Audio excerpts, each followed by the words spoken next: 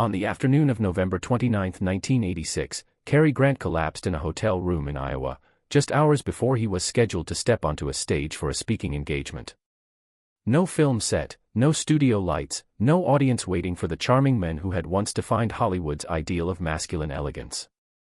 A sudden stroke ended the life of a figure long regarded as perfection incarnate. The shock was not that he died. Cary Grant, after all, had lived a long life, but that it happened at a moment when he had already stepped away from cinema, yet could not escape the expectation to perform. Even decades after leaving the screen, the world seemed to demand that he appear as if he had never been allowed to retire. Cary Grant was the man who made the 20th century believe masculinity could be graceful, witty, and strong without ever being loud. He moved through space as if he barely touched the ground, delivering lines that sounded casual but were precise enough to define a new archetype of the leading man. On screen, he was trusted by women, admired by men, and used by Hollywood as the measuring stick for perfection. Behind that impeccable poise, however, was a life split in two. He was a man forced to invent himself to survive, who controlled every gesture, every word, every relationship, paying the price with failed marriages, persistent anxiety, and a fear of abandonment that never fully healed.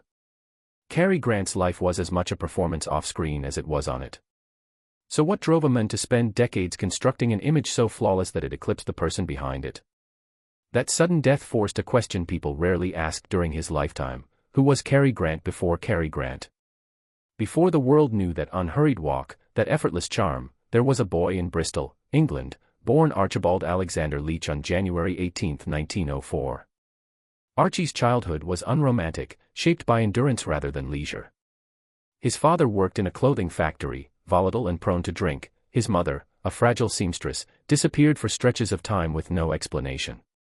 Young Archie was left to navigate absence, loss, and a world that demanded self-reliance. Expelled from secondary school after a minor prank, he was cut off from formal social paths.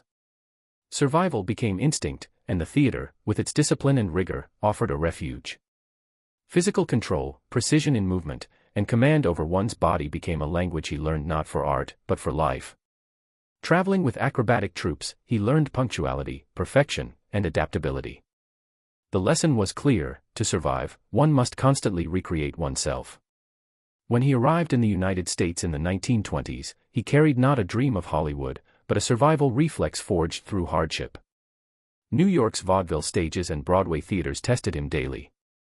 Every performance demanded exact timing, instant reading of the audience, and unerring physicality. Grant's talent for commanding space and adjusting on the fly made him unforgettable in theatrical circles, even before he reached the silver screen. When Hollywood came calling, Grant entered a transitional phase, caught between the flashy, controlled demands of studio filmmaking and the fluid, responsive skills honed on stage. From 1927 to 1931, he appeared in silent films and early talkies under Paramount, often treated as little more than a handsome placeholder on camera. But the early 1930s brought a subtle turning point. In She Done Him Wrong, 1933, opposite Mae West, Grant's brilliance lay in restraint. He refused to dominate, using timing, self-mockery, and intelligence to redefine the leading man. Elegance replaced brute strength, subtlety replaced swagger. By the mid-1930s, studios demanded conformity, but Grant chose independence, walking away from a stable Paramount contract. It was not a rebellion of words but of action, a refusal to exist as a commodified image. Films like The Awful Truth, 1937, showcased his innovation. He played with timing, self-awareness, and subtle comedy, forcing audiences to engage actively rather than passively consuming charm. Bringing Up Baby, 1938, furthered this evolution, presenting a man willing to lose control, appear ridiculous, and embrace chaos without sacrificing intelligence or dignity. With these performances, Grant quietly reshaped screwball comedy. The 1940s brought deeper emotional work. Penny Serenade, 1941, explored grief and restraint, requiring audiences to witness quiet, internalized loss rather than cinematic exaggeration. None But the Lonely Heart, 1944, further exposed Grant's ability to inhabit uneasy, unlikable characters with depth and subtlety.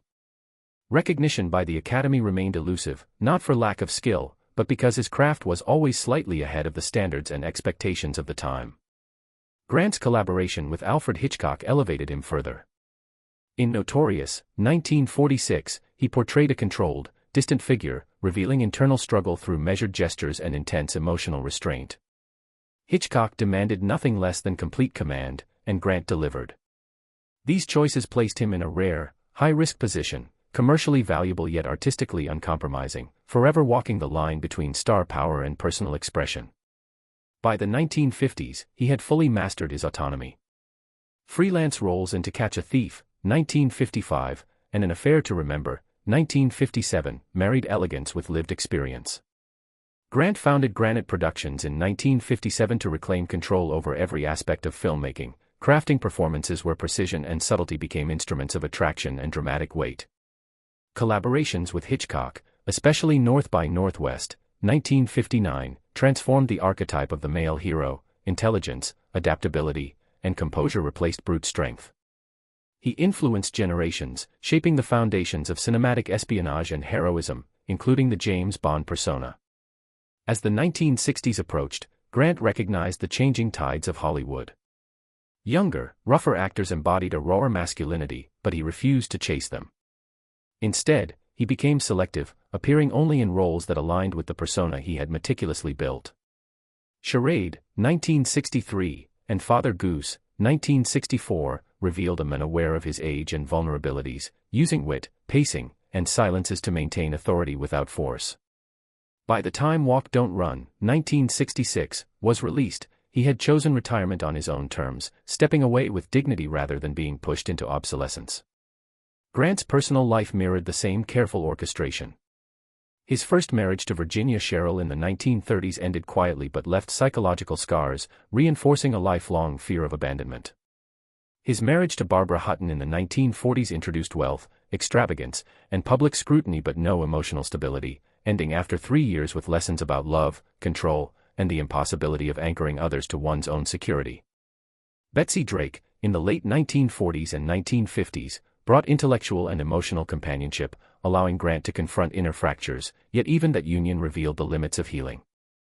By the 1960s and 1970s, Grant's relationships shifted from performance to genuine connection.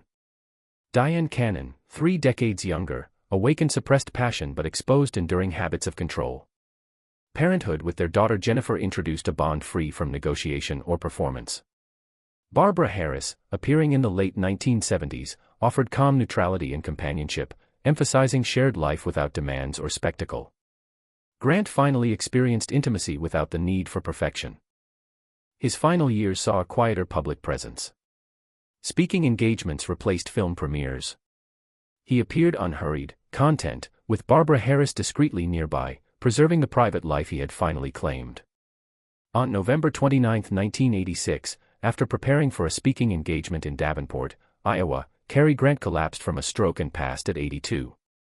His death was quiet, private, and emblematic of a life spent navigating control, performance, and restraint. Cary Grant's legacy is not measured in trophies or box office records but in the model he set for masculinity, elegance, and emotional intelligence. In an industry obsessed with dominance, youth, and spectacle, he demonstrated the power of restraint, subtlety, and authenticity. He showed the world that true strength lies in knowing when to act, when to pause, and when to remain silent. He transformed the art of performance itself, teaching generations that depth, charm, and intelligence could coexist without flamboyance. When audiences look back on North by Northwest, Notorious, Charade, or Bringing Up Baby, they do not just see a man on screen. They see Cary Grant, the man who walked through life with control and precision, who lived with contradictions, who held anxiety and grief close but never let them dictate his outer world. He stepped away from Hollywood on his terms, leaving an image untarnished, a standard for generations, and a quiet, enduring lesson in elegance, human complexity, and the grace of knowing oneself.